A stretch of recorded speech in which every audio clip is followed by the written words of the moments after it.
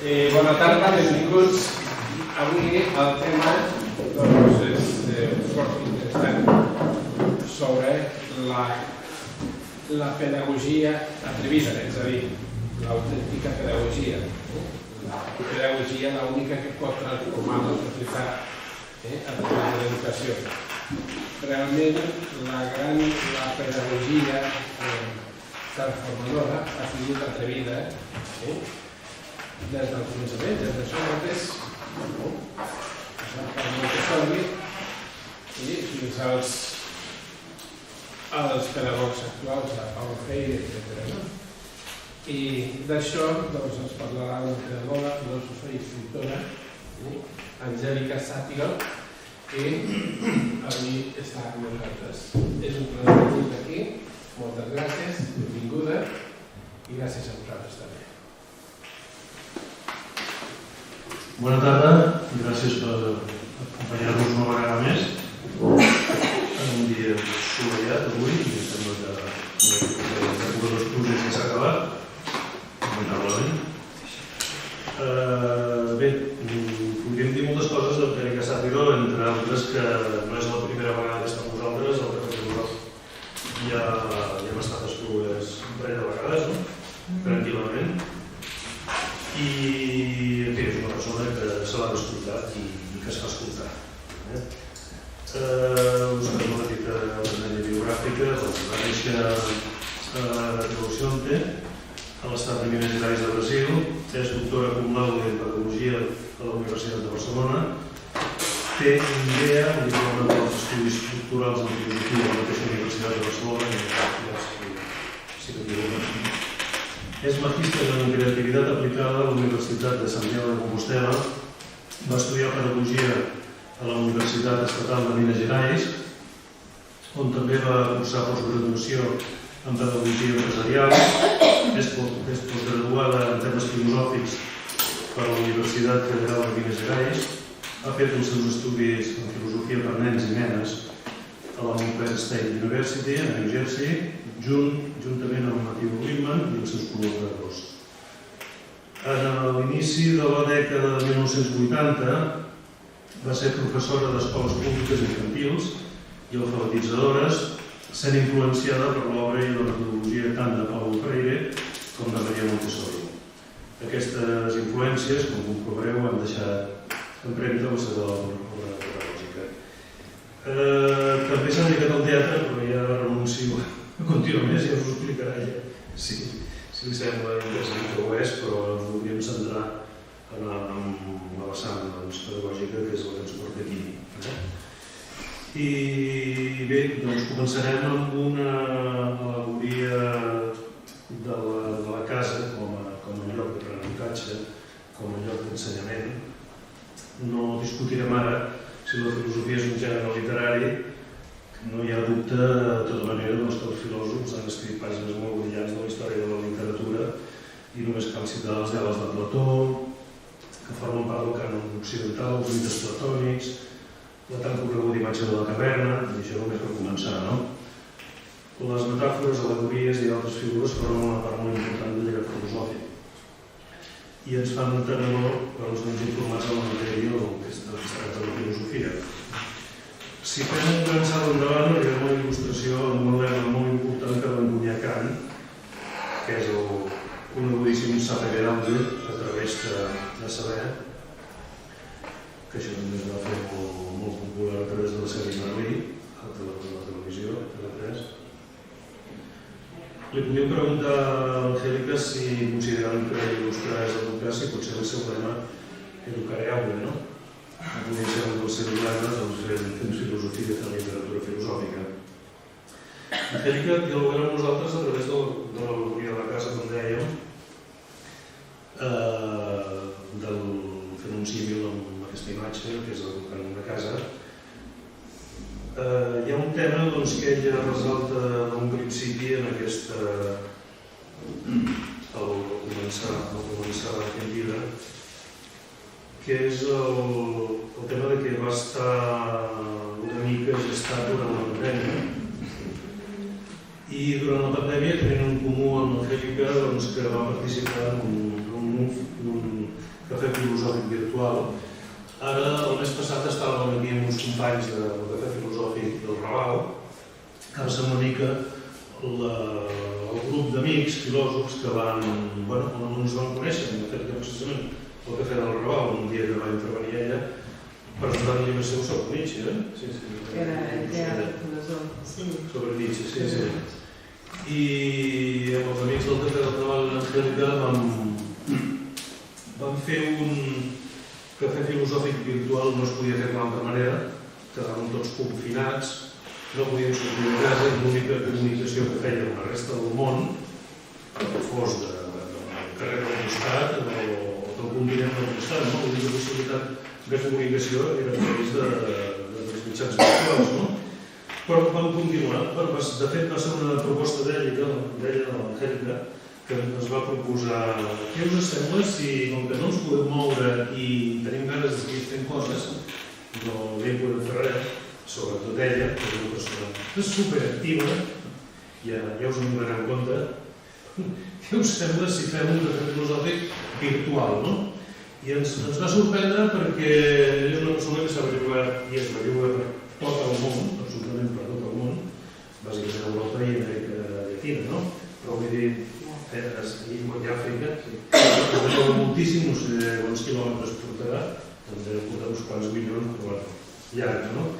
I gràcies a les seves connexions, de cop i volta ens trobàvem que entraven en la conversa a través de Zoom de gent de Mèxic, de Perú, de Brasil, és brasilera, però bueno, de Portugal, de Grècia, de tot arreu, i hi havia una cua de 100 persones esperant per entrar en el club del cafè filosòfic, perquè estàvem fent, no?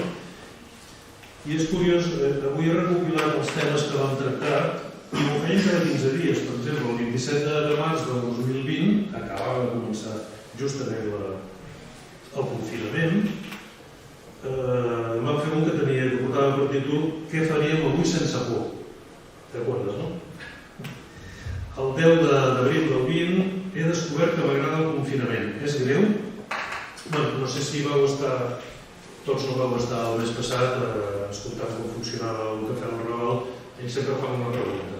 En comptes de tractar un tema, desenvolupar-lo, presentar un llibre, ells fan una pregunta que després, més o menys tots els participants, intenten respondre o comentar, no? Per això el format d'aquests cafès filosòfics virtuals també eren a partir de la pregunta que plantejàvem. Després, el 24 del 4, diguem, la pregunta, títol de la pregunta era: davant de la pandèmia és imprescindible ciència de guàrdia? No, perdó, és una afirmació. Davant de la pandèmia és imprescindible ciència de guàrdia, és a dir, és també imprescindible filosofia de guàrdia? El 15 de maig, algú sap què passa amb el temps que estem vivint? I el 5 de juny, els joves fan nosa, i els vells, qui no fa nosa? Bé, això era un petit recordatori que, alguns de vosaltres sí que vau participar en aquest cafè filosòfic virtual, però que va ser una de les activitats que l'Angèlica no ens va deixar descansar, perquè encara que estàvem confinats a casa, doncs va venir ella i va dir: escolta, anem a fer un cafè filosòfic, però com que no podem sortir de casa, el fem virtual, no? I la veritat és que es fa molt bé, ens ho vam passar molt bé i vam contactar amb 4 o 5 continents i els temes que es van tractar van ser força interessants. Bé, jo no tinc res més a comentar, ja no sé tot això i li sé deixar la paraula amb ella, que ens expliqui què passa en aquesta casa, que és la pedagogia atrevida i com hem d'ensenyar i què se li va acudir durant la pandèmia per escriure aquest llibre que, en fi, el teniu aquí a la vostra disposició i no us en penedireu si entreu en aquesta casa. Angélica, todo tuyo. Muchas gracias. No sé si me escuchan. No, ¿verdad? Eso funciona. Tengo la impresión que no. Sí, ¿no? Sí, lo importante es que me escuchan. Primero, mientras escuchaba a Jaume, pensaba, qué bien un historiador, ¿verdad?, que recupera las fechas, los temas. Gracias. Esa mentalidad de historiador. Entonces, primero de todo agradecer la invitación, agradecer pues seguir conectados, seguir colaborando. Yo personalmente pienso que es muy importante cuidar de nuestra casa común, antes de hablar de la casa que hay aquí en ese libro, nuestra casa común, que es el planeta, que es la sociedad, que es donde vivimos, donde estamos, donde compartimos. Así que es importante ir juntos y colaborar, y por eso también estoy aquí. Luego agradecer vuestra presencia, porque vamos, es un día lindo para pasear, para ir por ahí y que todos vengan aquí, pues para mí es un gusto, agradezco vuestra presencia y vuestro interés, a ver qué es esto de que se está hablando. Yo estoy muy de acuerdo con la verdadera pedagogía, la transformadora, pero también sé, y me encantó, y después vamos a abrir para el debate, que sería una pedagogía que no es transformadora, la normalita, como decías, como dijo Carmen, me encantó. Después ya podemos pensar qué es, ¿no? ¿Qué es eso de una pedagogía atrevida, una pedagogía transformadora, una pedagogía normalita, ¿no? ¿Eso qué es? De todas formas, para mí es muy importante decir que seguramente pasó con todos nosotros y nosotras que estamos aquí, que la pandemia nos generó ahí un parón, un cambio de perspectiva y nuestras casas se transformaron, ¿no? Las casas pasaron a ser todo, el lugar de trabajar, el lugar de divertirse, el lugar de cuidar de todos los que se enfermaban, de las maneras que podíamos, claro, y el lugar también de las inquietudes, el lugar del encierro, un lugar de lo cual no podíamos salir,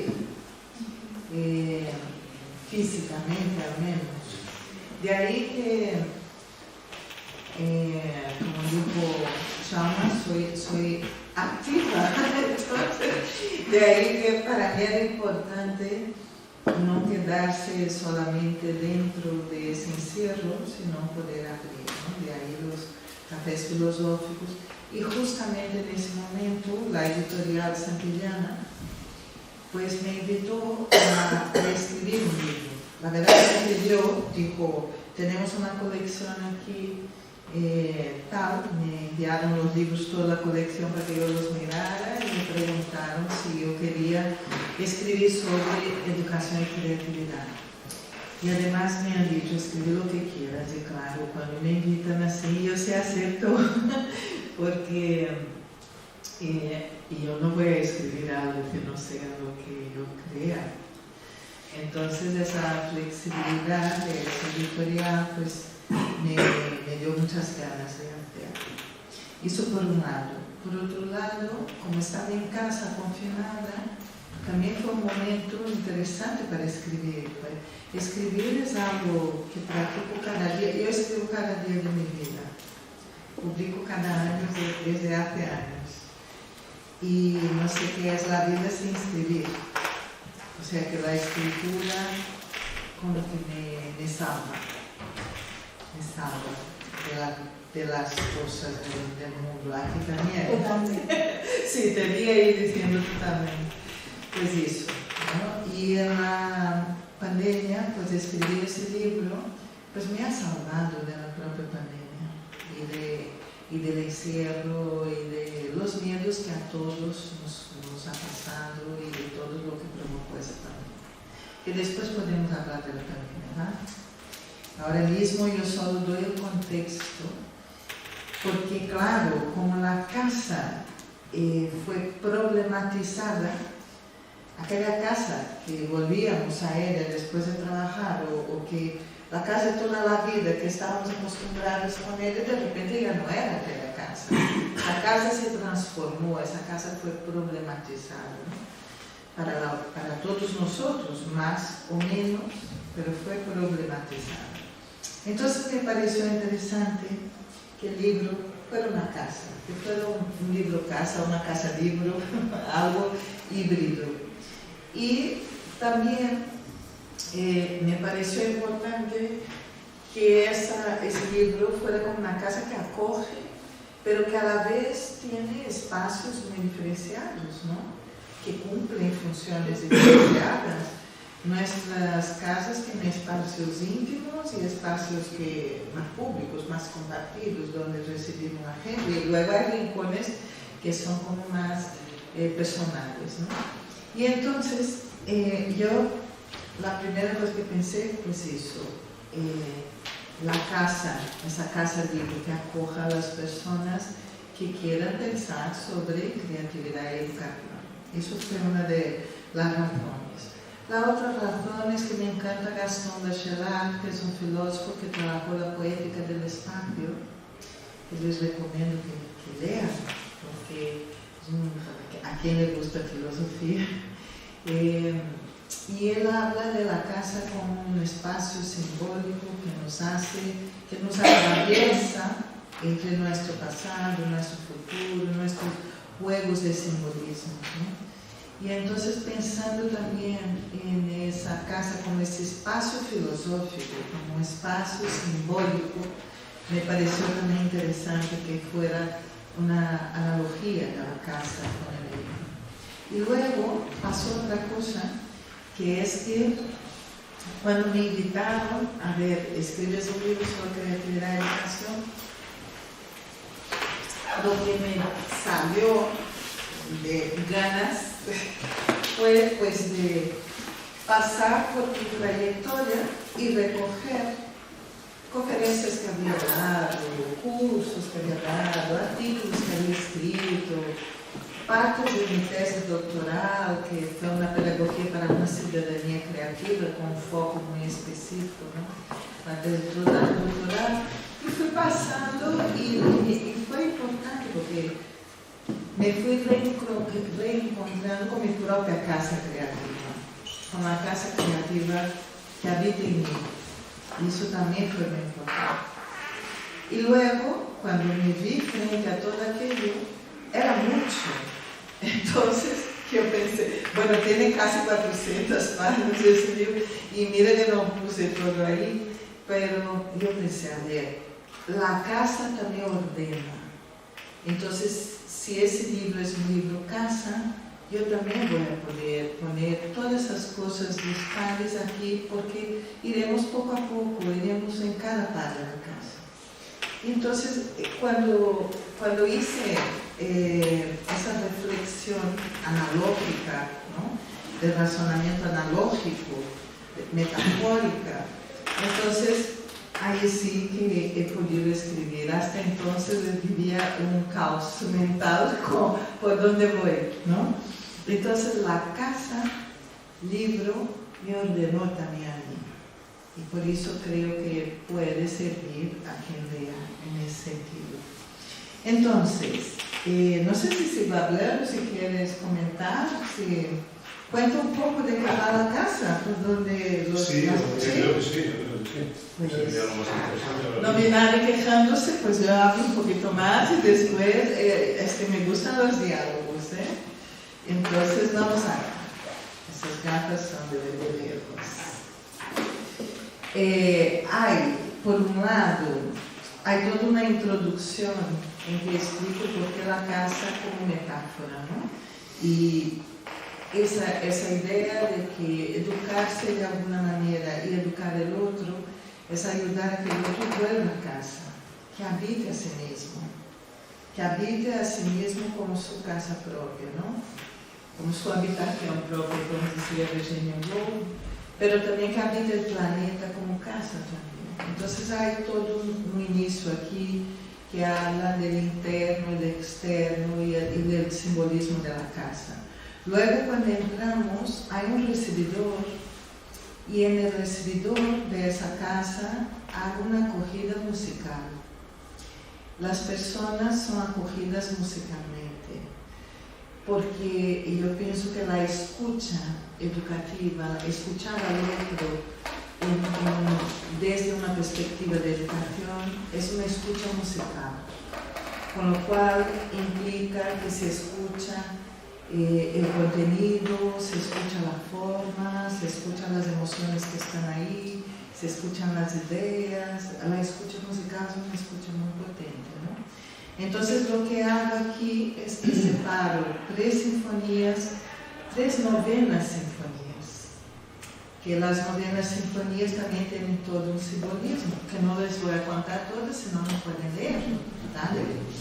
Pero entonces voy haciendo esa analogía con las novenas sinfonías, y en alguna de ellas trabajo con un concepto que estuve trabajando en uno de mis artículos, que es la pedagogía wabi-sabi.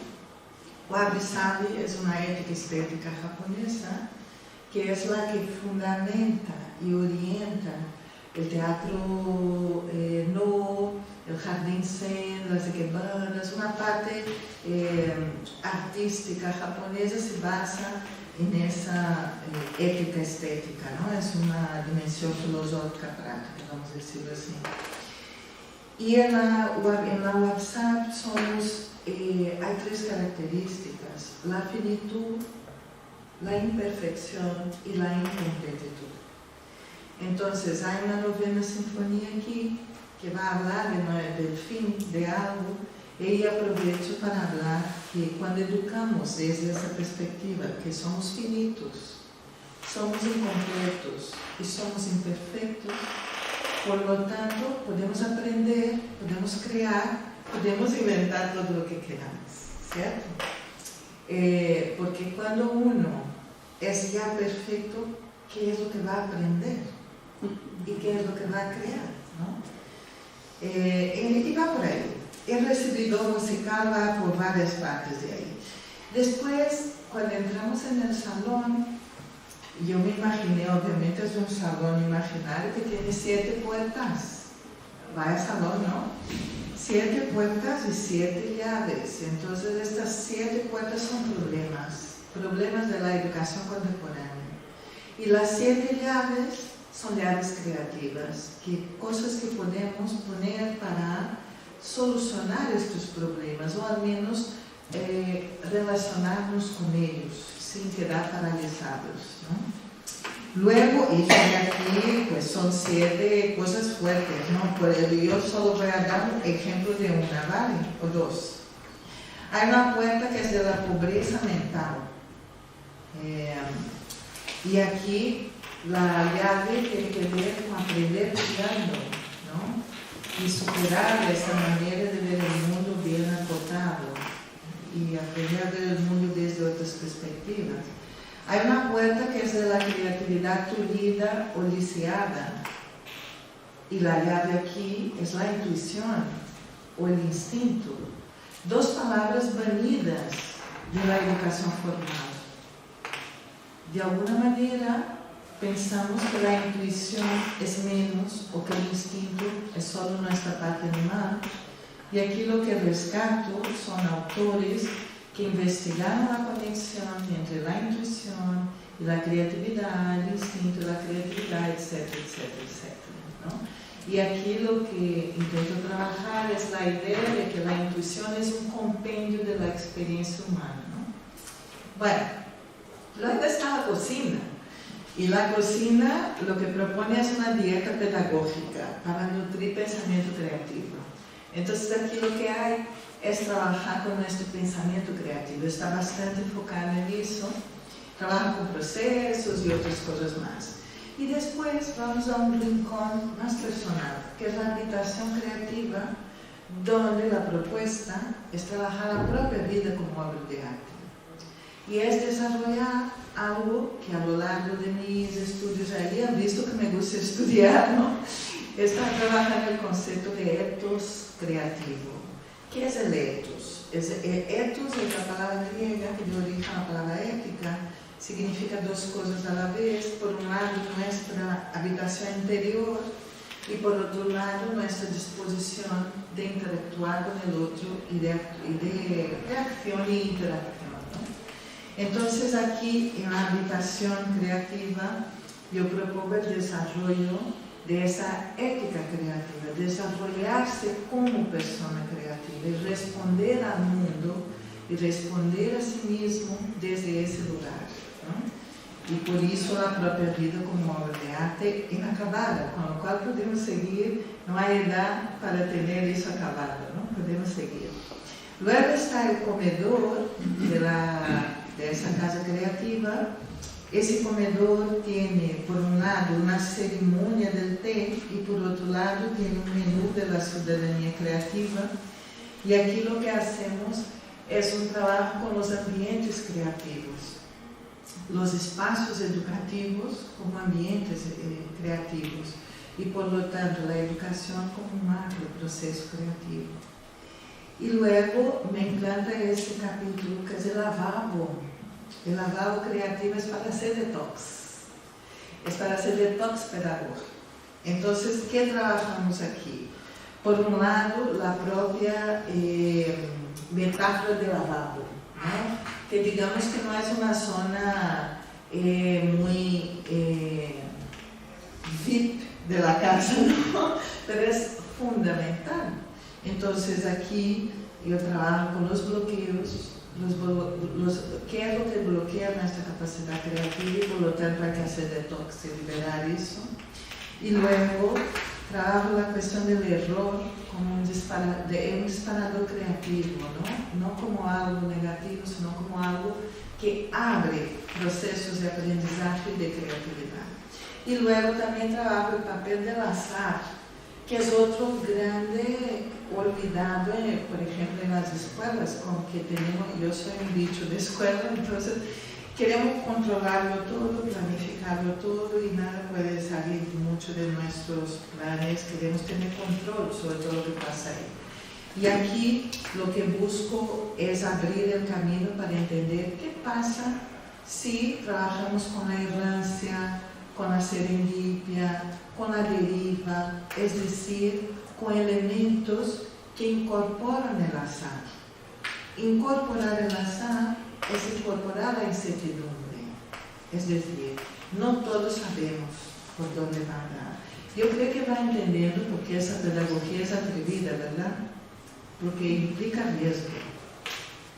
El azar implica riesgo, por ejemplo. Y luego está el jardín, y me encantaría que después quisieran hablar más de esas cosas, ¿eh? Luego, por último, está el jardín, que aquí hacemos una despedida de esa casa, que entramos por el recibidor, fuimos paseando por ella, y en esa despedida, pues, yo hago un desarrollo del jardín como metáfora del pensamiento, ¿no? Y a partir de ahí vamos a trabajar la cuestión de la evaluación. Yo desarrollé una herramienta que se llama figura analógica. Él aparece por aquí y luego está el camino del entendimiento, que es repasar de forma metacognitiva, repensar lo que hemos pensado antes, ¿no? Y de qué manera aquí es donde logramos conciencia de aquello que hemos hecho. Entonces, aquí habla del papel de la metacognición, del papel del entendimiento también.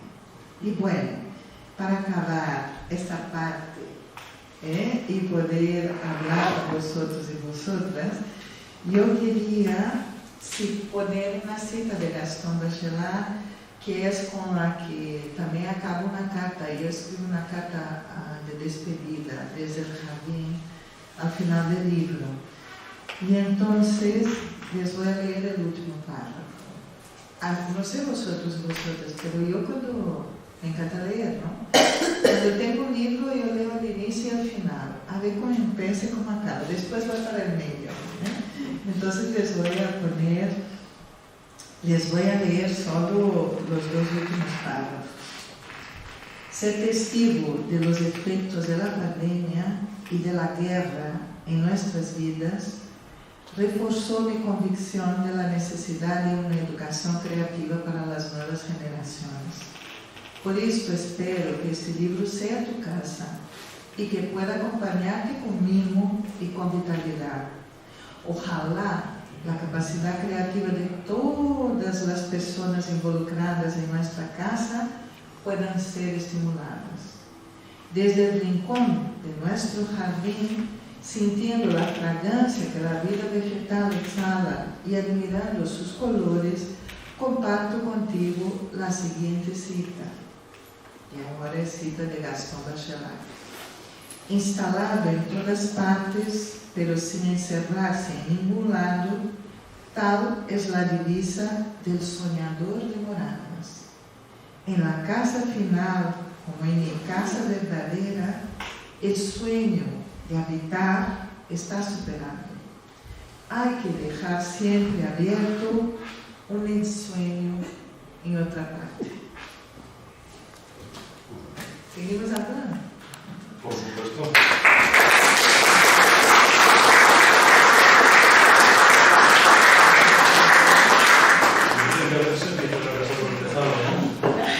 Hace 7 años empezamos la casa por el jardín. Estuvimos con el tema del jardín. Porque hablábamos de ética ambiental, ¿verdad? Y empezamos la casa por el jardín. Escribí un libro sobre ciudadanía creativa en el jardín de Juanita, que es un personaje. ¿No? Qué bien, empezamos por el final.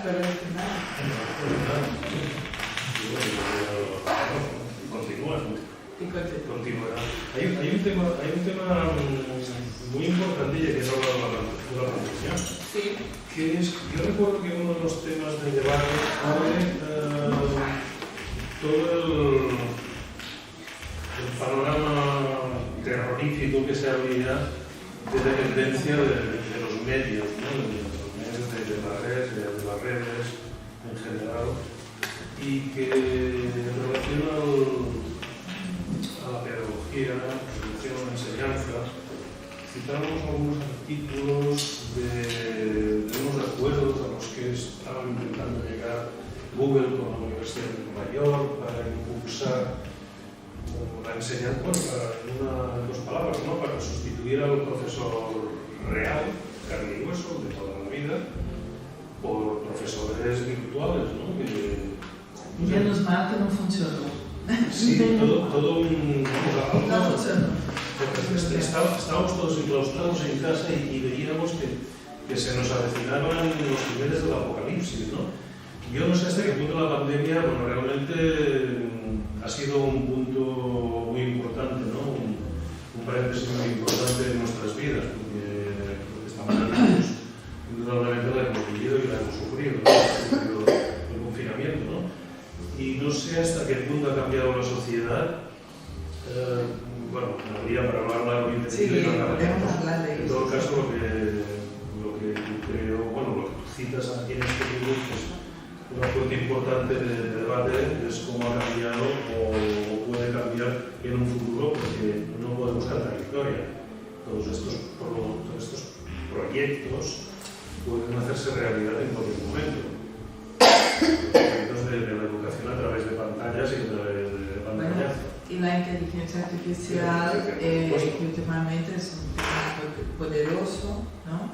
Cuando escribí el libro, eso no estaba tan ahí como está ahora, tan candente, pues ya me toca otro libro para escribir en algún momento sobre eso. Pero ¿sabes lo maravilloso? La parte que veo maravillosa es que nos dimos cuenta que necesitamos unos de otros. Que las máquinas están bien para varias cosas, pero que en el fondo necesitamos estar delante del otro. Paulo Freire decía muchas cosas interesantes, pero entre ellas, él decía que es en el diálogo que el humano se humaniza y es uno frente al otro que se hace humano. Entonces, por más que tengamos la mediación de las máquinas, y creo que no hay vuelta atrás, las máquinas están en nuestras vidas, ¿no? Pero yo pienso que nada sustituye la presencia de uno frente al otro. Y la inteligencia artificial todavía tampoco logra muchas cosas. Yo ando haciendo unas pruebas curiosas con la parte más, entre comillas, creativa de la inteligencia artificial, haciendo pruebas ahí con todo eso. Pero creo que todavía nada sustituye la presencia de uno frente al otro para educar. Porque tú hablabas de esa pelea del atrévete a pensar. Lo que pasa es que tenemos que atrevernos no solo a pensar, sino tenemos que atrevernos a sentir, atrevernos a emocionarnos, atrevernos a interactuar, atrevernos a actuar, atrevernos a ser de manera más holística. Yo estaba en un congreso de filósofos justamente en Rua del Duero hace 2 semanas o 3 y presentamos el libro y un filósofo salió con eso, pero ¿para qué pedagogía de vida si Kant ya dijo atrévete a pensar? Yo le he dicho, porque no es solo pensar, hay que atreverse más que pensar, y mira que pensar es mucho. Mira que me encanta la filosofía, estamos en un café filosófico y yo soy muy agradecida a lo tanto que la filosofía también me define y el pensamiento, ¿no? Piensen que yo puse en la cocina la parte del pensamiento creativo. Está en la cocina, el lugar de la casa donde nos nutrimos, el lugar de la casa donde hacemos cosas para seguir vivos, ¿verdad? Entonces el pensamiento tiene un papel importante, pero no es lo único. Y por eso las máquinas que pueden copiar procesos lógicos, pueden producir textos copiando de lo que hay, pero no puede todavía, y espero que nunca llegue a ser como somos, imperfectos, finitos e incompletos. Las máquinas a veces son perfectas, demasiado perfectas. Y nuestra imperfección nos permite hacer poesía, nos permite equivocarnos, nos permite tener el error como disparador creativo de aprendizaje, nos permite pedir perdón, nos permite ser compasivos, nos permite empatía, y creo que las máquinas todavía no llegarán a eso, ¿no? Y por eso yo sigo pensando que son medios, no son fines, y que tampoco pueden ocupar el lugar central de un ser humano frente al otro. Si las máquinas son demasiado perfectas, son demasiado simétricas. Algunas sí, son muy perfectas, otras no, hay las imperfectas. Se han divulgado un montón de imágenes en internet que se interrogan sobre cómo sería la cara de una persona si fuera perfectamente simétrica y sale un bicho raro. Sí. O sea, Sí. El encanto, la gracia de las La personas imperfección. está en la imperfección. Por eso, No ser iguales, no ser simétricos, entre otras muchas cosas. por eso yo decía de la importancia de la pedagogía Wansadi, que nos recuerda eso, estas características nuestras. Me encanta cuando alguien hace así, que es bonito. Hay un micrófono por allí y hay una mano por aquí.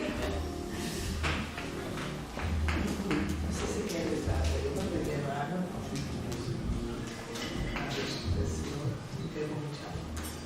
Muchas gracias. Has hablado de muchas cosas y iba a preguntarte una que ya las has contestado sobre Paulo Freire, pero sobre todo lo último que hemos hablado, que sobre el tema de la inteligencia artificial. Esta misma mañana estaba escuchando un podcast de France Culture y hablaba un experto en este tema.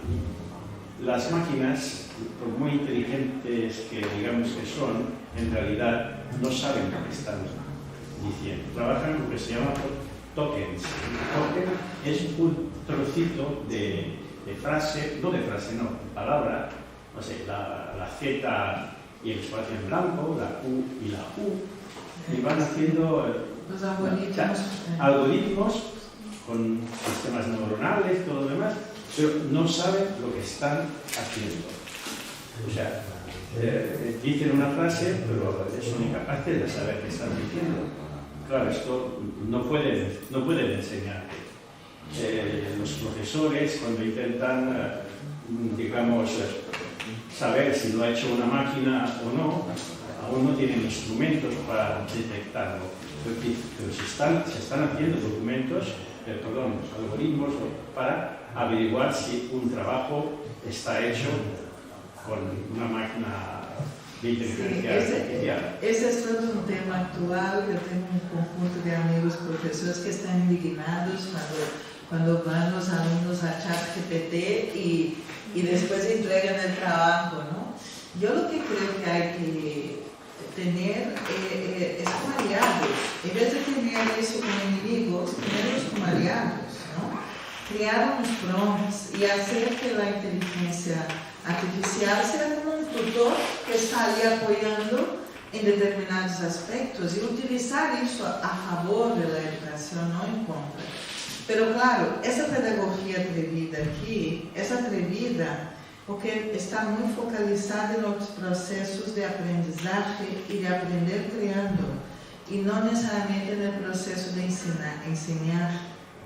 Porque a veces lo que pasa, a veces no, son dos procesos diferentes.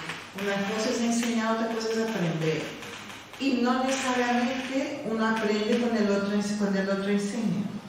Entonces entender eso es muy importante. Nosotros que nos gusta enseñar, ¿no? Yo soy bicho de escuela de toda la vida, entonces lo que pasa es que si estoy centrado en el proceso de aprendizaje del otro, cambia mi foco porque no estoy centrado en lo que yo voy a enseñar y por lo tanto la inteligencia artificial puede ser apoyo del aprendizaje del otro, no un enemigo de mi proceso de enseñanza. Entonces, ese es un cambio importante. Yo no trato de eso en el libro, ¿no? Ya les conté, ¿no? Cuando escribí ese libro no estaba el tema de la inteligencia artificial puesto todavía. Pero creo que ese es un temón y un tema importante, porque la conciencia es una capacidad humana. Creo que la palabra inteligencia está mal utilizada cuando hablan de máquinas. Las máquinas no son inteligentes. La inteligencia es capacidad humana. Las máquinas no son creativas, la creatividad es una capacidad humana. Entonces, yo creo que hay unos términos que no se están utilizando, pues bien. No sé si te corté, si ibas a decir algo. ¿Te corté? De hecho, el propio experto decía, yo no hablo nunca de inteligencia artificial, sino de sistemas de inteligencia artificial, porque no hay inteligencia, No. Hay algoritmos. Y hay muchas cosas súper chulas, ¿eh? Otro día un amigo fotógrafo, Marcelo Aurelio, que es un gran fotógrafo, estábamos hablando y él me estaba mostrando, estábamos jugando y me enseñó unas fotos de él, que hace unas fotos en blanco y negro impresionantes, es autor, ¿no? Y luego me mostraba otras y yo miraba y decía, esto no es tuyo. Y él, ¿cómo lo sabes? Y yo, bueno, lo veo. Y me digo, eso fue la inteligencia artificial. Yo hice una prueba para que la inteligencia artificial, he dado todos los criterios que uso yo como fotógrafo, los puse ahí y la inteligencia me creó eso, que estaba impresionante, ¿eh? Pero claro, yo sí fui capaz de ver cómo era. Pero hay gente que no es capaz de ver. Yo no sé si han visto hace poquito que hubo todo un tema con una portada de un libro de la editorial Planeta. No sé si lo han visto. Planeta acabó retirando el libro porque los ilustradores entraron en contra porque decían, ahí no, eso fue inteligencia artificial, y hacer una portada con inteligencia artificial implica desmerecer el trabajo de ilustradores, de fotógrafos, de designers, de diseñadores, de un montón de profesionales. Fue todo un tema. Planeta dijo, Planeta es una editorial rica, grande, tiburón, ¿no?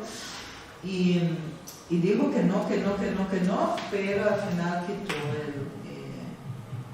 el libro, lo quitó por la portada. Yo creo que ese tema es un tema que da mucho de sí, no sé si es hoy que nos toca hablar de él, pero como surgió, vamos a hablar. Sí. Yo lo está abierto. Sí, un tema. Mira, cada vez que oigo inteligencia artificial, me rechina. Yo le llamaría intrusión algorítmica, para ser un poco más. Son escuchado. Yo le llamaría intrusión algorítmica, con las mismas iniciales, pero dándole la realidad de lo que es.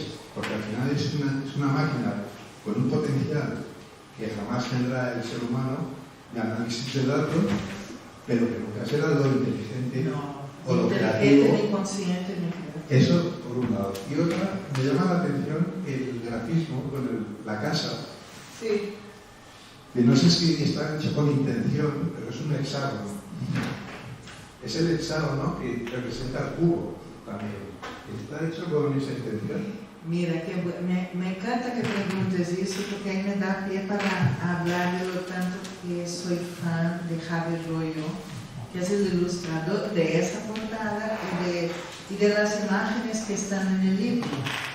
Y él no es solo un ilustrador, él es una persona que trabaja conceptos a través de su obra. Tanto que les recomiendo que le sigan también en Instagram, si a alguien le gusta eso de Instagram, Javier Royo, porque además él hace también un trabajo social que es interesante a través de sus dibujos, ¿no?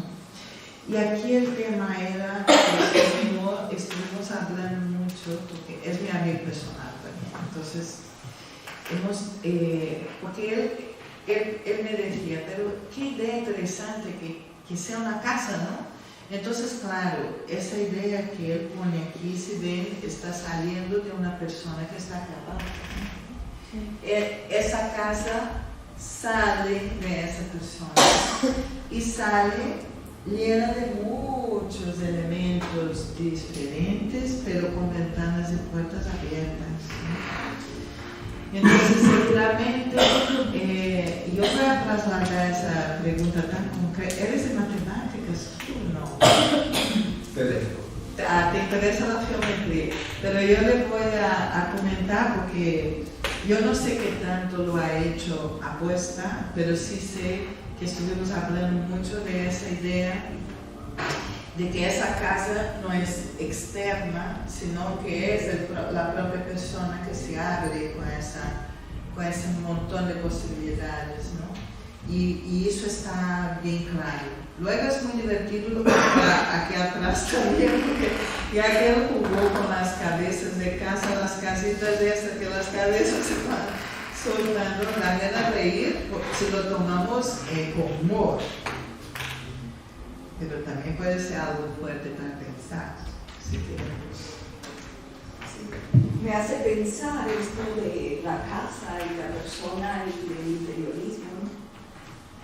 Que los procesos creativos van de la mano con la libertad del ser humano, con la conciencia del ser. ¿Qué soy? ¿Qué quiero? ¿Cómo quiero andar en la vida? Descubrirse, ¿no? Sí. Totalmente. Y como dijiste, uno no termina de descubrirse. Es por toda la vida. Sí. Pero ese libro, ¿no? La vida es una obra abierta.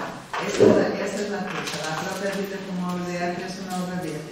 ¿Y sabes qué hizo que acabo de decir? ¿Cómo te llamas? Mara. Mara.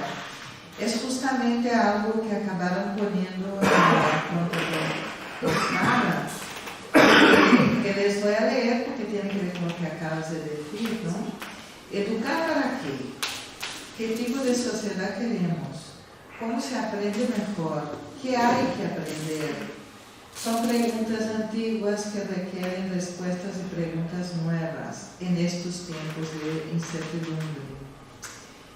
Y yo pongo eso al inicio allá, ¿no? La crisis actual ofrece una oportunidad para repensar, ¿no? Y por ahí va. Y va hablando que en el fondo desarrollar la capacidad creativa, que es la apuesta del libro entero, es desarrollarse como persona en el mundo. Y que eso es hacia adentro y hacia afuera. Y es en el encuentro con el otro, porque principalmente ese hacia adentro no existe aislado del mundo. Somos seres de herencia, heredamos el lenguaje, nacemos en una cultura, heredamos un montón de cosas que son aprendidas. Sí. Entonces ese hacia adentro también está. Por eso las ventanas y las puertas son abiertas, ¿no? Porque está en el proceso de contagio positivo, desde la pandemia para contagio como un peso muy grande, digamos que un contagio. Y muchas veces tenemos que liberarnos de una educación normalita, no sé cómo llamarla. Ay, me encanta porque después que el abre que está con el micrófono, no pasa nada. Después vamos a lo normalito, que yo me quedé con esa idea que está bien hablar de eso. Por eso el lavabo y el detox pedagógico. Hay un montón de cosas que hay que desaprender. Nosotros aprendimos a bloquear la capacidad creativa. Lo hemos aprendido. Yo no hice una pregunta aquí, pero voy a hacer ahora. ¿Quién aquí se ve como persona creativa? Levanta la mano, por favor. 1, 2, 3, 4, 5, 6, 7, 8 y algunos así temerosos de acabar de levantar la mano. Y a ver, yo a veces voy a auditorios y hay un montón de gente, pregunto y eso, 2 o 3 manos y 600 no. Porque desaprendimos también cosas, ¿no? Hay autores que dicen que ser creativo es recuperar el niño interior, la niña interior, antes de toda la castración que vivimos con los procesos educativos. Claro que a veces es muy fuerte, pero según qué educación, es lo que pongo aquí en una de las puertas, la creatividad es tullida, es lisiada, es castrada o es domesticada. Por eso también es importante recuperar el poder del instinto. La misma familia niega al niño. Los colegios convencionales niegan al ser, al crecimiento interior que tenemos. Y a veces nosotros con las mejores intenciones también lo hacemos. O sea, a veces tenemos buena intención y el diálogo está maravilloso. Vamos a ir. Sí, claro, yo quería introducir ¿Cómo te llamas? José Luis. José Luis. Pedreiro Bao. El Bao de mi madre, que además lo repito siempre, porque considero que la persona capaz de darme la vida es la que me ha buscado. Bueno, yo quería introducir el proceso de pensar, porque has hablado antes de pensar y de pensar, parece ser que hay dos tipos de pensamiento, el pensamiento rápido y el lento, el deliberativo, el reflexivo, y parece ser, yo he leído algún artículo, incluso algún autor, que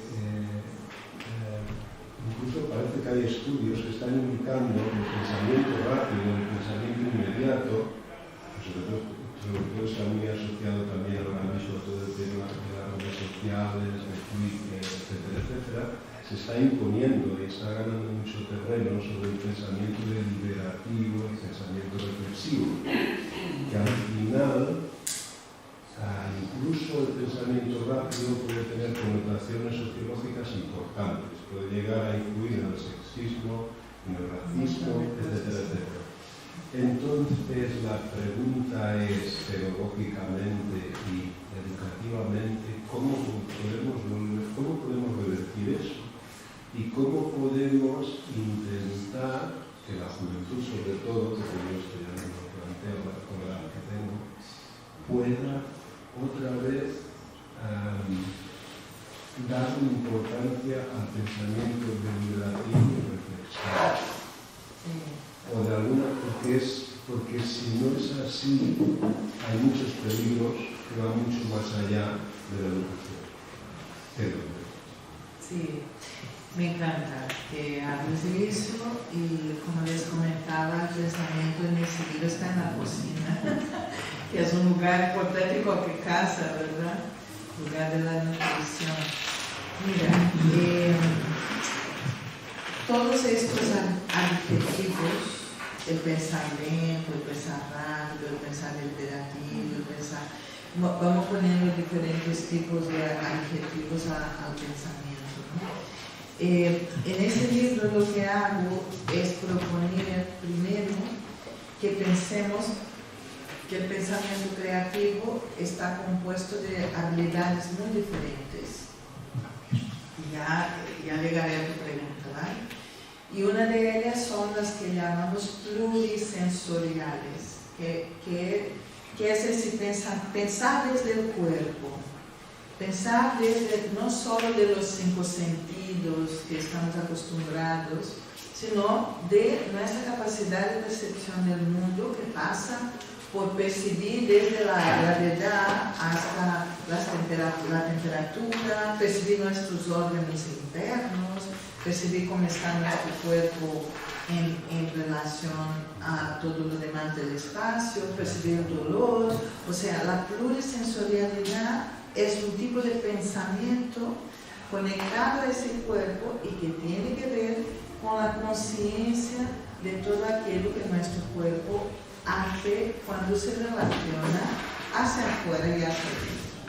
Después, yo comento aquí de otras habilidades de pensamiento que son habilidades que ayudan a conceptualizar, a llegar a los conceptos, habilidades que ayudan a razonar, habilidades que ayudan a formular, a expresar y también a traducir los significados de un lenguaje a otro, no solo idiomas, sino lenguaje oral a escrito, gestual a visual y plástico, etc., etc. Hay las habilidades comparativas que son las que nos ayudan a hacer metáforas, analogías. Es decir, aquí en esa cocina yo les voy mostrando que pensar son muchos actos mentales diferentes y que la riqueza para pensar creativamente pasa por hacer florecer todos estos actos que son muchos y múltiples y variados.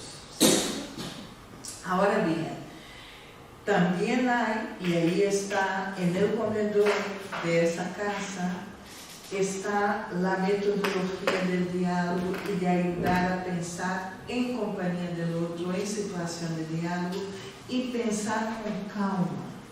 Porque el pensamiento filosófico es un pensamiento que pide pausa, pide ciertos silencios para poder reflexionar. Mira que yo soy una persona activa, llena de mucha acción en el mundo, ¿no? Porque soy un ser político y también entiendo que hay también nuestro compromiso social, ¿no? Para eso está también la parte de ciudadanía creativa de ese libro. Pero luego necesitamos la pausa, la reflexión, la calma, el silencio, para poder pensar sobre el mundo, pensar sobre uno mismo. Y ahí en ese sentido, tú decías de los jóvenes, y yo lo que hago desde los años 80, una de las cosas que hago en la vida es trabajar con filosofía e infancia y desarrollar proyectos para que desde sus 3 años puedan crecer siendo capaces de pensar de todas formas posibles, incluidas estas formas más pausadas, más tranquilas, más reflexivas y también las más activas, porque el pensamiento creativo, por ejemplo, implica que hay momentos que es como esa casa aquí, salir un montón de cosas, momentos divergentes, pero que luego hay que converger para poder llegar a una idea concreta, ¿no? Entonces, digamos que mi respuesta a tu pregunta es, hay que comenzar del comienzo. Mira, tautológico, ¿no? Hay que empezar del inicio, volver a la infancia y ayudar a que las nuevas generaciones puedan crecer, primero desarrollando su capacidad de pensamiento y no solo siendo, voy a utilizar una palabra fuerte, pero de verdad lo veo así, siendo víctimas de esa aceleración forzada, porque esa aceleración tampoco es humana. Nuestro tiempo, nuestros ritmos, si escuchamos nuestro cuerpo no va así, porque si va así explota. Y además, esto que decías de estas prisas y de responder rápido, ¿no? Ay, tengo que tuitear aquí rápido, no sé qué, o contestar, o poner en Instagram, o poner no sé dónde, en TikTok, bla, bla, bla. tengo que ser rápido, ¿no? Pasa una cosa y yo la pongo. Con eso no hay esa pausa necesaria, incluso para diferenciar qué es verdad de lo que es mentira. Por eso hay proliferación de fake news, de inverdades, porque mucha gente no está dándose el tiempo para reflexionar. Entonces, mi respuesta es: empecemos del inicio, empecemos con la infancia, empecemos para generar personas capaces de dar un vuelco a todo eso. Ahora mismo estamos en un mundo bastante complejo. Esa aceleración, las fake news, las guerras, la pandemia, la crisis climática. Ahora mismo en Brasil hay toda una región que está inundada, ¿no? Viviendo, y no solo Brasil, en varias partes del mundo ahora mismo hay desastres ecológicos importantes. Entonces necesitamos volver al inicio y ayudar a que crezcan pensando mejor por sí mismos, de forma crítica, creativa y ética. Aquí en el libro yo propongo metodologías. ¿Sí? Sí, Carmen, vamos a hablar. ¿Qué es? Carmen, te pregunto ahora. Vamos a ver. ¿Qué es una pedagogía normalita? Bueno, yo tendría tantas cosas para preguntarte que no acabaría, pero bueno, me voy al principio cuando te he conocido y te he dicho, digo, bien, tengo interesada por saber eso de la pedagogía atrevida, porque yo me he dedicado a la pedagogía, pero a la normalita. Y, a ver, quiero explicarlo. Primero que la pedagogía yo creo que se dan diversas etapas. Cuando tú dices que te has movido siempre en la escuela, hay una edad que es la de la escuela que permite quizá mayor creatividad. A ver, yo tuve la suerte de no educarme en una escuela convencional y entonces no tuve tanto que desaprender como que frustrarme por no poder realizar lo que hubiese querido o lo que había aprendido me llevaba a desear. Cuando hablaba de pedagogía normalita, sobre todo en mi caso, me refería porque me he dedicado a la educación secundaria. En la secundaria te voy a decir que yo me he quedado en una parte de la casa que no está, es en el balcón. En el balcón porque lo que creo que más les he podido transmitir es ser inquietos, la inquietud, el mirar por el balcón, y si son inquietos aprenderán siempre. Pero claro, en según qué edades te encuentras que es tan importante la transmisión de conocimientos que te encuentras con los sistemas educativos, y porque por muy creativo que quieras ser, hay unas imposiciones de las que no puedes escapar, porque tienes que transmitir unos determinados conocimientos. ¿Cómo los transmites? Ahí puede entrar lo creativo, pero muchas veces frustra.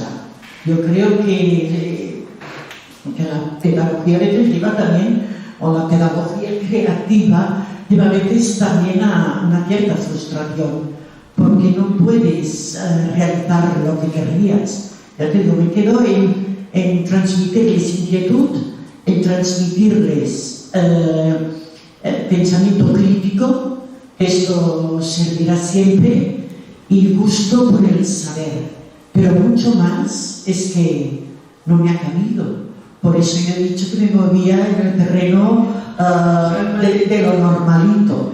Y ser creativo, pues sí, pero a veces me ha parecido casi una arrogancia el intentar ser creativo, porque te mueves en el terreno de tu individualidad y cómo casas eso con la realidad, con los sistemas educativos. Es decir, yo puedo ser muy creativa y pasarme días y semanas en intentar transmitir así, pero luego hay una realidad con la que te topas.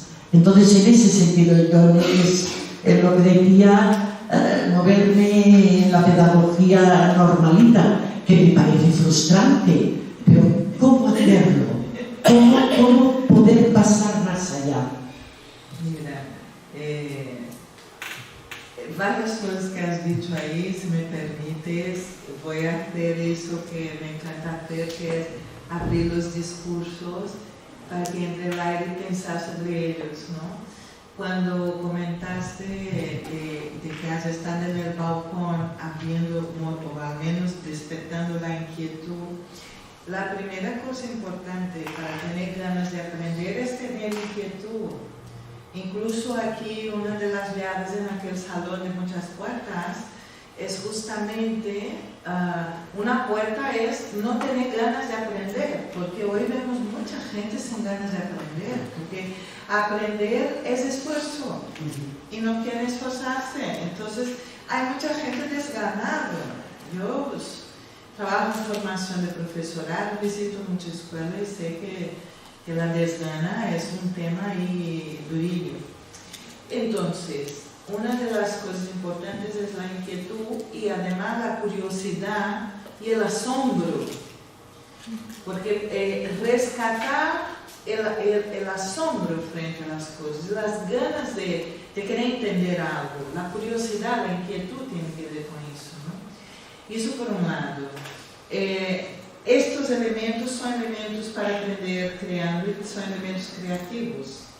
Es decir, eso que decías tiene que ver con la creatividad. No hay creatividad sin inquietud. Digamos que es un paso importante inicial, ¿cierto? Luego, dijiste ahí una cosa del individual y colectivo. Yo soy de las personas que llevo muchos años de estar atenta a la creatividad social.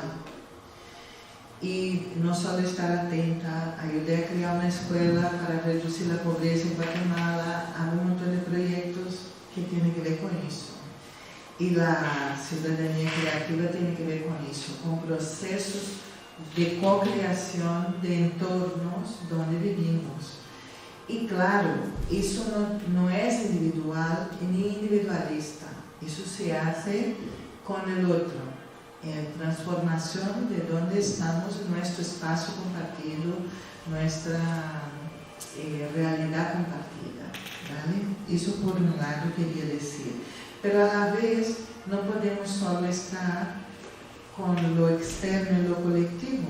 Por eso es tan importante también desarrollar esas herramientas interiores del pensamiento por sí mismo, autónomo, esa capacidad de ver la propia vida como una obra de arte abierto y todo eso.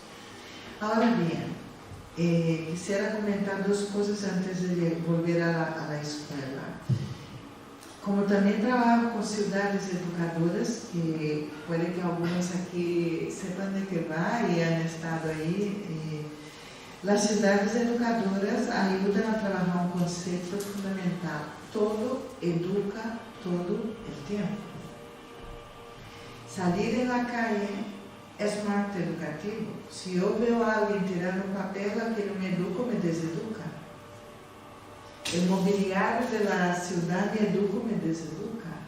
Los equipamientos culturales educan o deseducan, ¿no? Yo, por ejemplo, cuando entré en el Ateneo, fui hablando con vosotros. Mira, aquí pasa un cuerpo, que claro, yo estoy mirando qué es lo que ese espacio educa o deseduca. Entonces, primero es recordar eso, que no solo existe educación formal, y menos mal que es así. Está la educación formal, la informal, la no formal, la familia que tú decías educa, y todos nos educamos entre todos, ¿no? Entonces, hay que hablar de eso.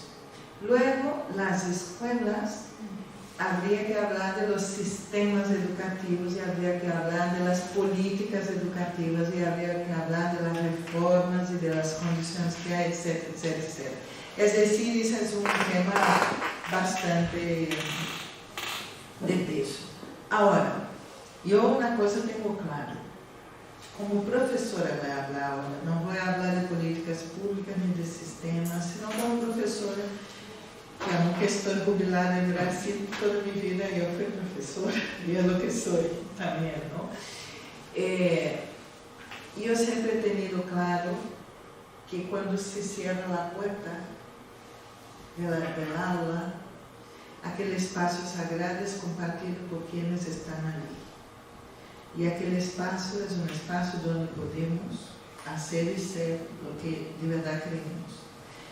Y después voy a decir una cosa, la lista de contenidos que hay en todos los currículos, después de todas las reformas educativas que hacen, cambiando eso, esta lista de contenidos la pueden aprender de maneras muy variadas, hoy por hoy incluido de la mano del ChatGPT, que puede ser un amigo para ayudar a aprender.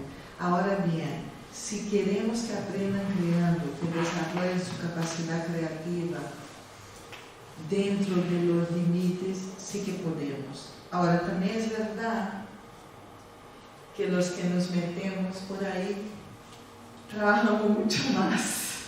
Y aquí hay una gran cuestión, que yo lo veo en la formación de profesorado. Este año ya trabajé en formación de profesorado con ese libro en Mallorca, en La Coruña, en otras partes. Y la gente que acude a los cursos es la gente que quiere y que necesita ir allí para poder, mira, yo necesito un oasis, porque en mi cole no hay nadie que está queriendo eso que quiere. Entonces vengo aquí, encuentro quien también quiere, me nutro y voy y hago.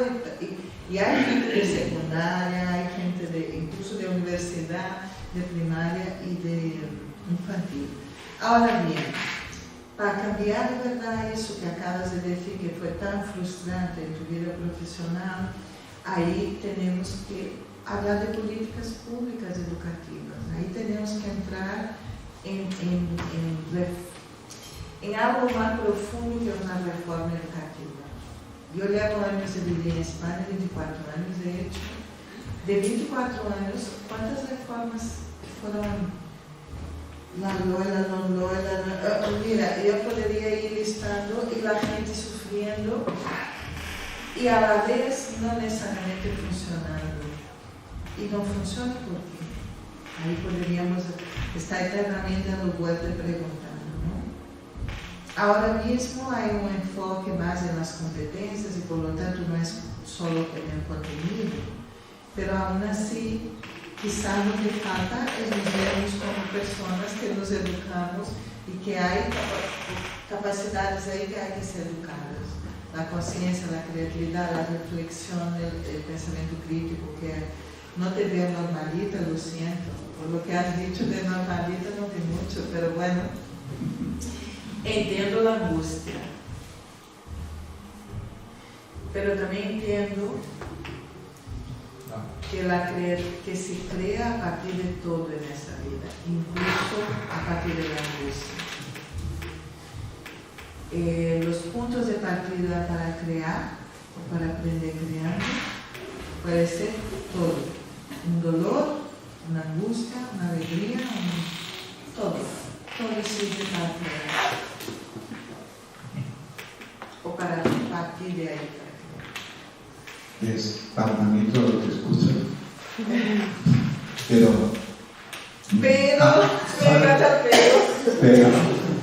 a mí me falta vocabulario en todo este tan amplio, y es el adoctrinamiento. Utilizar también ese término para lo que es el sistema. Porque hay tantos planes y tantos cambios por la política, porque cada uno quiere arrimar las cosas arriba.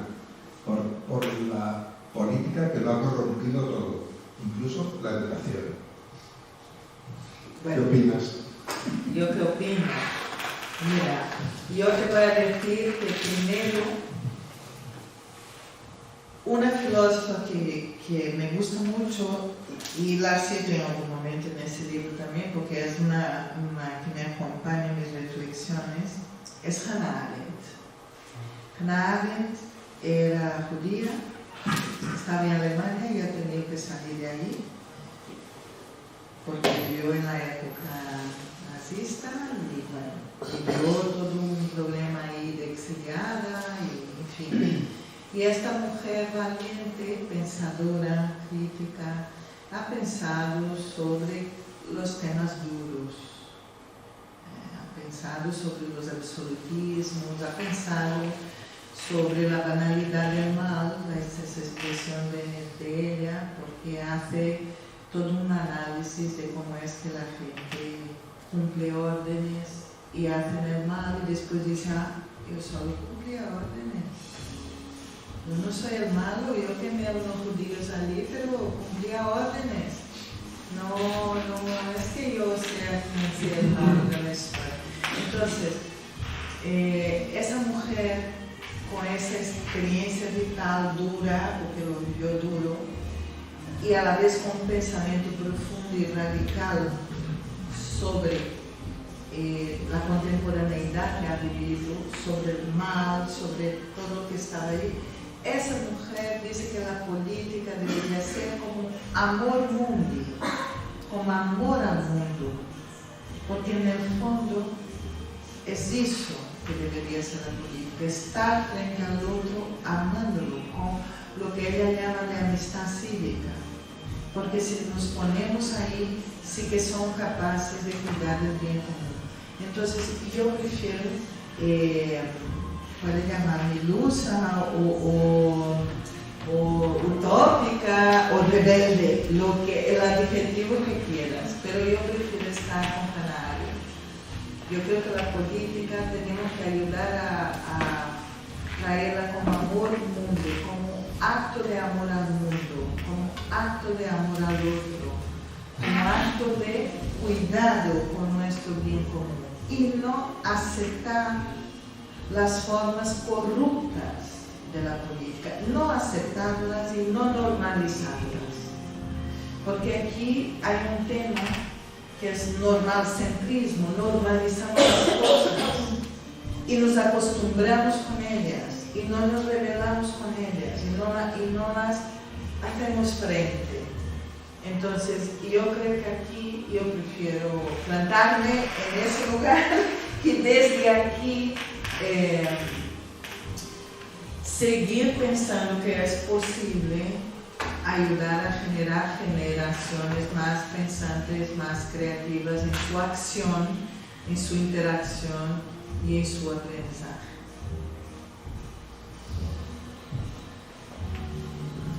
Estos dos hablan un montón, a ver después las calladitas de David, que vienen a la vez, hay dos que también van a...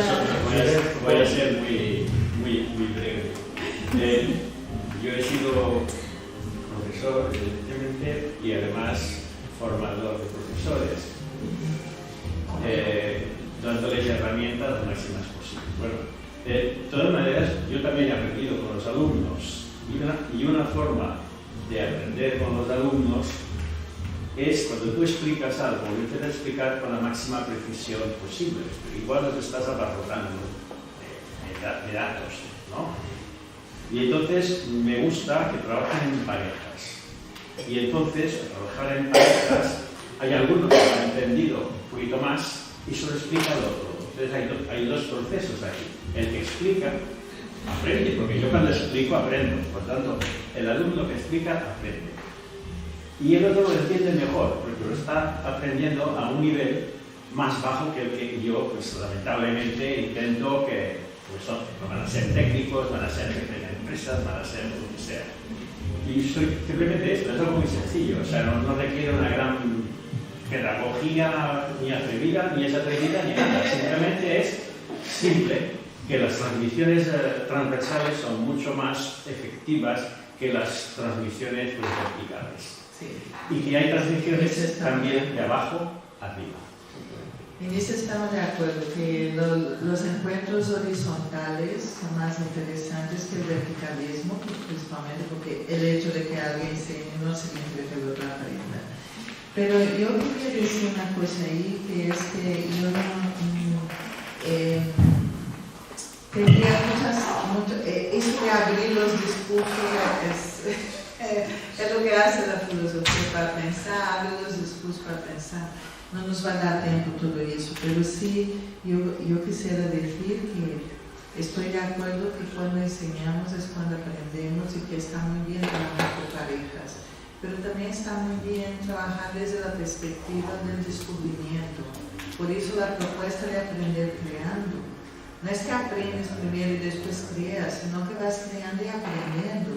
Porque ahí estás en clave de investigación, de descubierta, de invención, de retos, de desafíos.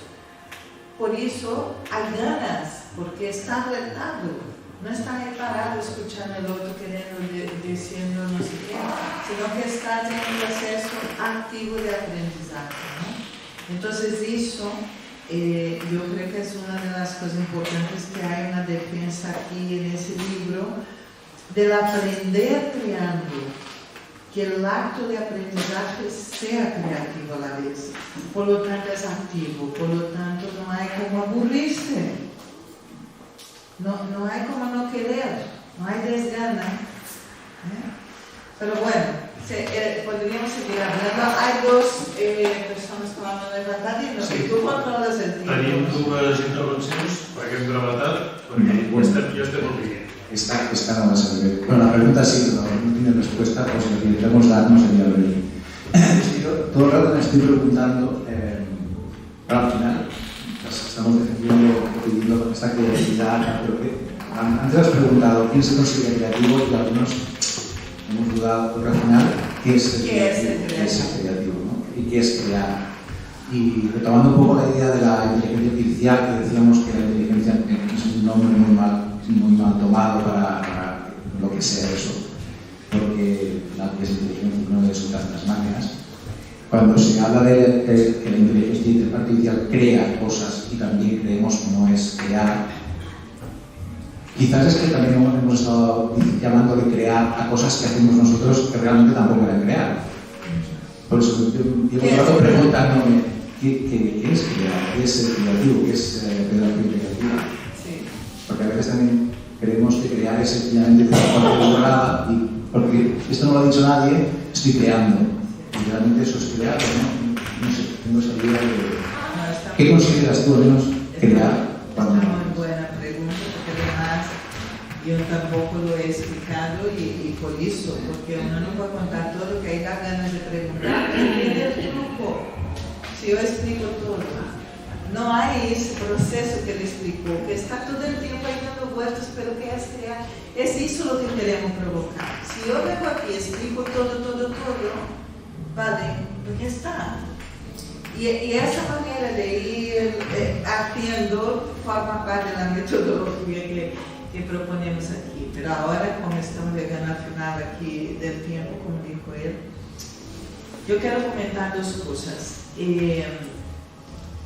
Por ahora, y digo por ahora porque no voy a parar de investigar, por ahora me convence decir que crear es generar nuevas, más y mejores ideas con valor. Con valor. O sea, no es cualquier ocurrencia, con valor. Y ahí por valor podemos hablar valor ético, valor social, valor político, valor tecnológico, valor científico, valor. Con eso ya no vale cualquier cosa, ¿cierto? Y luego estas ideas son las que se transforman posteriormente en artefactos, en proyectos, en teorías, en herramientas. O sea, la capacidad creativa humana, cuando genera nuevas, más y mejores ideas con valor, produce ciencia, produce tecnología, produce filosofía, produce todo, teorías, acciones, ¿sí? Y luego hay, en mi manera de entender la creatividad, un abordaje sistémico, es decir, por eso es que el libro es esa casa que tiene tanta cosa. Hay un sostén ahí, que es que hay que pensar la creatividad como una capacidad que pasa por las personas, por los procesos, por los ambientes y por los resultados. Y que es la relación dinámica entre estos elementos que sistémicamente componen un todo, es de esa relación dinámica que surge la persona creativa, el ciudadano creativo, el aprendiz que crea, etcétera, etcétera. O sea que hay que estar atentos no a una cosita, porque además crear, evidentemente no hay arte sin creatividad, pero la creatividad no es exclusiva del arte. No hay ciencia sin creatividad, no hay tecnología sin creatividad, es decir, la creatividad es una capacidad humana que hace con que el ser humano ha hecho con que el ser humano fuera capaz de crear lenguaje, de crear la cultura, de crear el conocimiento. O sea, no es poca cosa, por eso digo que las máquinas están lejos de llegar ahí, porque eso es bastante. ¿Sí? Venga. Última Hola. intervención. Yo me quedé súper curiosa cuando te has referido a los espacios educativos y al no educativo. No sé si te estoy escuchando bien. Que me quedé súper ¿Curiosa? curiosa acerca de los espacios educativos y no educativos. Yo soy arquitecto y entonces me gustaría que me comentaras si has estudiado algún tipo de tipologías arquitectónicas, digamos, de escuela, porque hay muchas, digamos, que pueden provocar, digamos, más creatividad o menos creatividad. Esa es una Y pregunta si, de los espacios arquitecta, ¿no? y si los espacios arquitectónicos pues también pueden provocar esto, ¿o no? Sí, me encanta esa pregunta, la haría para otra conferencia. Sí, principalmente, ya que te gusta pensar las cosas, de verdad te recomiendo que leas a Gastón Bachelard, La poética del espacio, porque él lo que hace son reflexiones que algunas tienen que ver con lo que tú dijiste. Yo soy de las que pienso que no hay cómo matar la capacidad creativa humana, aunque esté en una cárcel sin ventana, oscura. Si la persona fue picada por esa cosa y logra eso, sale. O sea, por eso yo cuando hablo de la educación fluida iniciada, la creatividad fluida iniciada, comento que Ken Robinson quedó famoso, aquel inglés que habla de creatividad, murió hace poco, quedó famoso porque decía que las escuelas matan la creatividad. Y yo decía, mira, por más esfuerzo que haga una escuela, no va a matar la creatividad. Puede pulirla, puede viciarla, puede dormilarla, puede bloquearla, pero matar no. Es decir, siempre habrá cómo rescatar eso. Entonces, lo primero que quiero decir, que pienso que por más que algunos espacios son inhóspitos, no llegarán a matar la creatividad. Pero hay espacios que permiten que esa creatividad no sea tullida, no sea viciada, no sea bloqueada.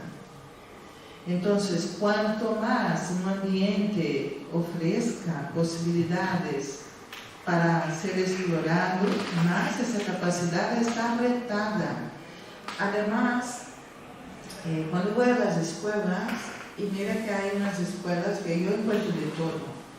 Actualmente hay escuelas que trabajan con ambientes y trabajan la ambientación, ¿no? Con luces, que se inventa el espacio, claro, todo aquello con los estudiantes. Por eso se desarrolla la capacidad creativa y yo estoy súper favorable a esto, ¿no? Creo que está bien que se haga, porque eso sí que va a estimular. Recuerda cuando hablé de las habilidades plurisensoriales, va a estimular la relación sensorial con el espacio. El ambiente arquitectónicamente pensado para eso, pues va a generar otro tipo de relación del cuerpo con el espacio, otro tipo de propiocepción, que es como se llama esa capacidad de percibir el cuerpo en el espacio, ¿no? Otro tipo de sinestesia, que es el movimiento en el espacio. Es decir, nos va a tocar en muchos lados, por eso estoy bastante favorable a eso. Ahora, cuando yo voy a una escuela común y corriente, que no llego ahí a los ambientes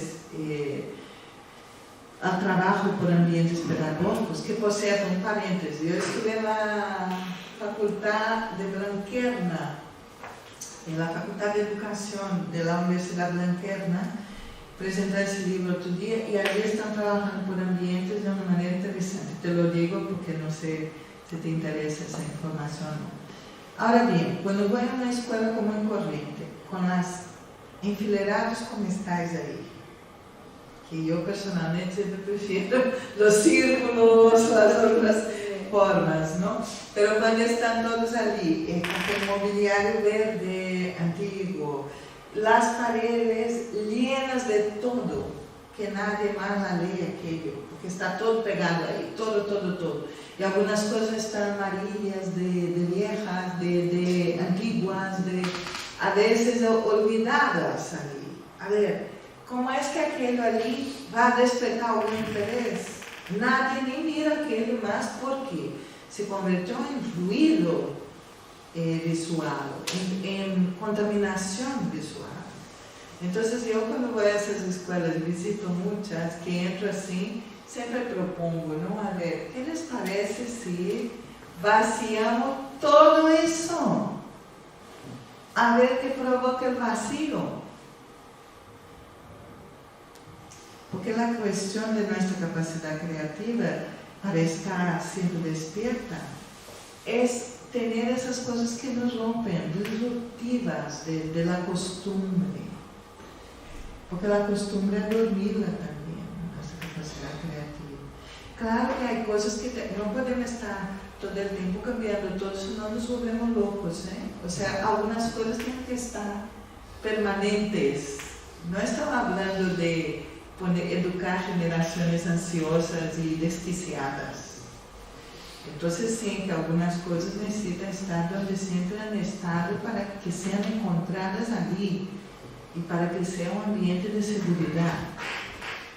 Pero luego hay que tener eso, que es blup, que es aquello que tú miras así, uy, ¿y qué pasó con aquello que siempre ha estado allí y no está ahora? Solo de hacerse ¿y qué pasó con aquello? Ya te lleva a formular hipótesis, a buscar alternativas, a imaginarse cosas, a querer investigar. Es decir, ya sales de un estado de adormilamiento y tu pensamiento ya es limitado. Eso vale para escolas, pero vale para ciudades y vale para casas. Y vale para casas también. La casa esta y las casas donde iremos a cenar y a dormir dentro de poquito.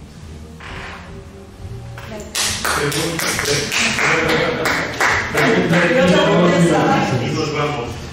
No, te quería comentar un tema que me parece que aquí ha salido un poco del filón cuando decías el amor mundi y todo esto. ¿Qué son los afectos en el proceso de aprendizaje? Yo había oído, no sé de quién es la frase, de que vale más amar lo que se aprende que aprender muchas cosas, ¿no?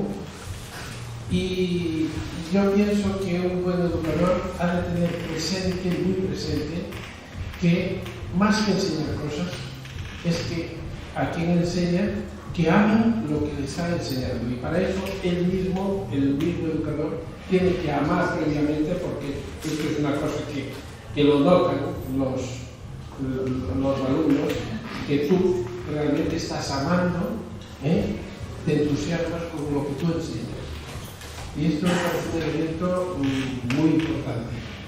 A mí me encanta esa pregunta y que bien que va a ser al final, porque yo hablé de amor mundi de Hannah Arendt, pero ya que has hecho la pregunta, voy a hablar de amor desde otros lugares también. La ternura es una forma de amar, ¿no? La amistad es un tipo de amor también. El amor se manifiesta de formas muy diferentes.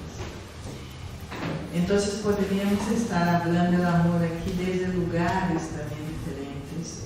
Eric Fromm habló de la biofilia, que es el amor a la vida, amar a la vida. Porque sí, porque la vida es vida, la amo, ¿no? René Char, que es un poeta surrealista de la resistencia francesa en el tiempo de los nazis, y perdonen que estoy citando mucho a los nazis, pero es que estoy preocupada con los neofascistas y los neonazis invadiendo el mundo. Entonces, yo, donde voy, recuerdo que no podemos repetir la historia, ¿no? Pero bueno, René Char es una de las personas que hablaba del amor en el front, cuando él aprendió a amar a ese otro que él salvaba. Y luego está Bell Brooks, que es una pensadora feminista que me gusta mucho, Bell Brooks, que tiene un libro que es todo sobre el amor, todo sobre el amor. Es atrevida más que yo, ¿eh? Todo sobre el amor, impresionante ese libro. Pero bueno, yo creo que no habla todo sobre el amor, pero está muy bien el libro. Pero entre otras cosas, lo que Bell Brooks dice en ese libro es: tenemos que saber qué estamos hablando cuando hablamos de amor. ¿A qué amor nos referimos, ¿no? Y yo aquí voy a aprovechar eso que dice él para decir que no estamos hablando de amor romántico. Y no tengo nada en contra del amor romántico, ¿eh? Está muy bien enamorarse.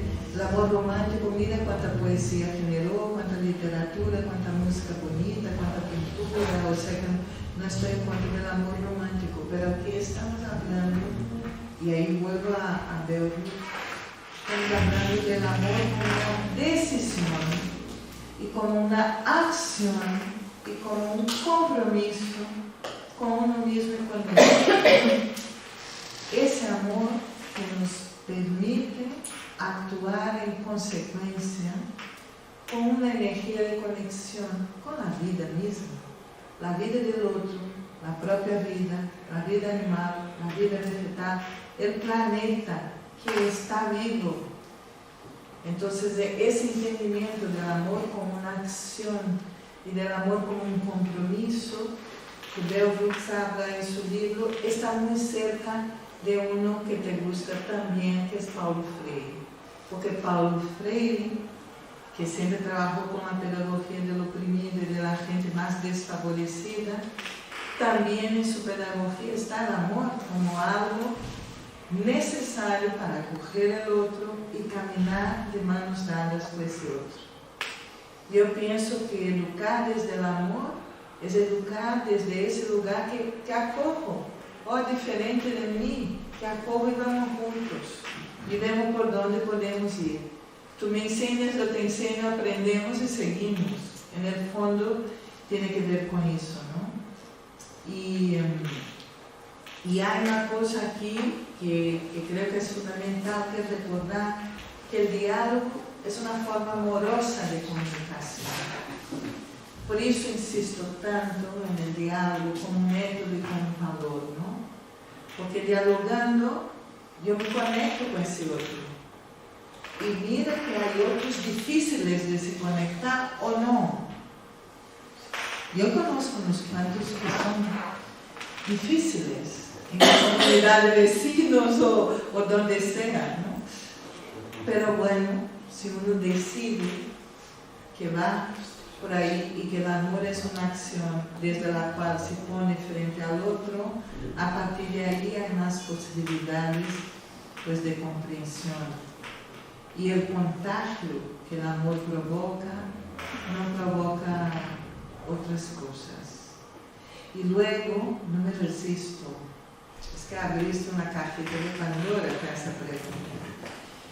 Frente a la necropolítica que estamos viviendo hoy, a la cultura del odio, la cultura de la falsedad, de las mentiras, de las ganas de destruir unos a otros, frente a esa necropolítica asquerosa, hay que decidir por el amor al mundo, el amor a la vida y también el amor propio, porque eso también es fundamental. No vamos a hacer alfombras para que nos pisen. Tampoco vamos a dejar que nuestros niños y niñas, nuestros jóvenes, sean alfombras para que los demás pisen. ¿A que no? Pues venga. Gracias.